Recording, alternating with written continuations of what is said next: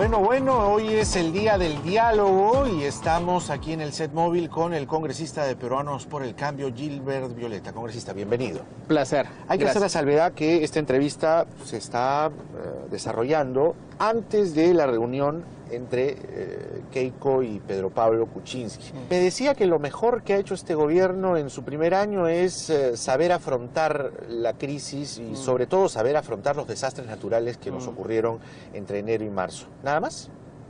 Bueno, creo que se han dado un paquete de reformas legislativas que yo creo que son muy importantes, pero que todavía no se conocen en términos de resultado, porque como no se sienten tampoco. Por eso, hay un paquete de reformas económicas, ha habido un paquete en materias de seguridad, una serie de reformas de administración pública, de simplificación administrativa, pero claro, son cosas que van madurando con el tiempo, que se van a ir sintiendo yo creo que en un segundo año de gestión.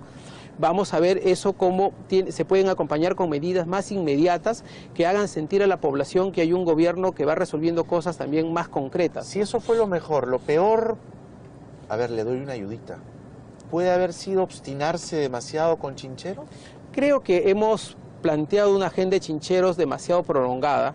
Creo que es verdad, mirado en retrospectiva, siempre se pudo haber hecho las cosas mejor, pero sobre todo lo que creo que nos faltó fue la capacidad para cerrar el tema con mayor prontitud y no hacer de que esto se dilate tanto tiempo y contamine la agenda política del país. ¿Le ha preguntado usted ahí entre la gente de Peruanos por el Cambio, fuentes en el Ejecutivo, algunos ministros, por qué se obstinaron tanto con Chinchero? No, bueno, ¿Por qué llevaron las cosas a ese extremo de sacrificar a Martín Vizcarra, sacrificar a Torne, llevar la situación hasta donde ya no podía sostenerse más?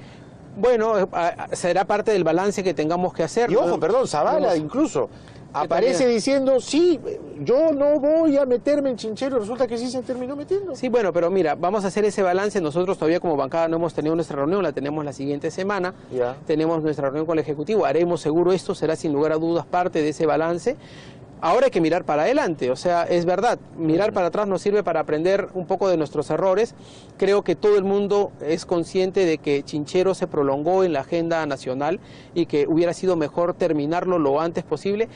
Nosotros hemos tenido varias posiciones sobre esto, recomendamos en su momento hacerlo por obra pública, evitar... ¿Qué es lo que finalmente está pasando? ¿Qué es lo que finalmente ocurrió? Y en eso la bancada insistió, más de un congresista insistimos en que esto podría ser una alternativa, pero en fin, siempre los técnicos del ministerio plantean posiciones desde un punto de vista más legal o más de ingeniería y eso primó en su momento y nos generó esta situación. Usted dice mirar hacia el futuro. ¿Eso pasa por un indulto a Fujimori? Yo creo que no. Yo creo que no hay que confundir la agenda política que necesita el país para los siguientes años y los acuerdos concretos que esperamos, entre otras cosas, de la reunión PPK-Keiko. No hay que confundirlo con lo que podría ser una medida humanitaria en un momento que no es este. Porque creo que en este momento no hay ningún informe ni ningún elemento que justifique que el señor Fujimori sea indultado. ¿Usted entiende eso de perdón médico, diferenciándolo de indulto? No, creo que el presidente... Una frase en borrador exactamente, fue una frase en borrador que creo que no estaba creando ninguna categoría legal, ni ninguna categoría técnica. Creo que eso no existe, así es, y el presidente eso lo sabe muy bien. Creo que lo que ha intentado desarrollar, no me gusta ser traductor de nadie, y lo he precisado siempre, que me dice, ¿qué intentó decir? No, yo no sé qué intentó decir eso, pregúntenlo a quien lo dijo. ¿Cuál es la interpretación que usted le da? Creo que lo que acabamos de decir, creo que fue una frase desarrollada coloquialmente, dicho coloquialmente, que no tiene, digamos, no es una categoría ni legal ni técnica. Pero en boca de un presidente de la República frente a un micrófono no debería repetirse, ¿no? Bueno, no lo ha vuelto a decir, no lo dijo ni antes, ¿no? Ni después, fue el único momento en el que ocurrió. Ese es el común denominador del presidente, nadie se le acerca y le dice, oiga, presidente, desarrolle mejor su idea y ahí salga y dígala en público. Bueno, el presidente es un hombre con una gran inteligencia, pero como toda persona a veces podemos tener errores de lapsus lingüísticos, pues, ¿no? Sí, y eso del perrito mientras estaba hablando de Basombrío. No, eso fue... Qué lindo el perrito. ¿Se acuerdan que estaba hablando de Basombrío y que se le venía la interpelación y entonces de pronto vio un perrito pasar y se distrajo con el perrito? Probablemente tenga muchas ideas a la vez. Y se le cruzan algunas, ¿no? También. ¿Ah? Es un hombre muy fluido en ideas, muy productivo, digo. Pero, ¿por qué llevar las cosas hasta un extremo en el que un médico o una junta médica tenga que definir si es o no indultado el expresidente? Porque al final es una prerrogativa. Por una razón muy sencilla. No, déjame terminar. Es una prerrogativa presidencial y él dijo: "The time to do it is about now". El tiempo de hacerlo es ahora. Ya. ¿Qué pasó? A ver, por una sencilla razón. Porque el señor Alberto Fujimori ha sido sentenciado por un juez o por una corte independiente y acusado por crímenes importantes en el país. Y creo que la idea de liberarlo en su momento... Indultarlo. De indultarlo, No es lo mismo. bueno, es una liberación. El indulto perdona la pena, no los crímenes, no la condena. Así es. Bueno, pero al final es, digamos, un acto para que recupere su libertad, ¿no es cierto? Creo que tiene que estar absolutamente evaluado en un marco humanitario. Y todo solo tiene que darse en un escenario en el que que el peligro de muerte en sí mismo o su enfermedad suponga un peligro inminente. Entonces, el acto humanitario es un acto en el que el presidente lo valora a tal punto en el que no pone en riesgo ni las valoraciones jurídicas que han dado lugar a la sentencia que lo han puesto ahí. ¿Cuál es su valoración después de haber leído al presidente en The Economist? Él dice: el momento de hacerlo es ahora. Bueno, ¿ahora cuándo es ahora? ¿Qué cosa? Yo creo que el presidente puede ser su valoración y yo la respeto.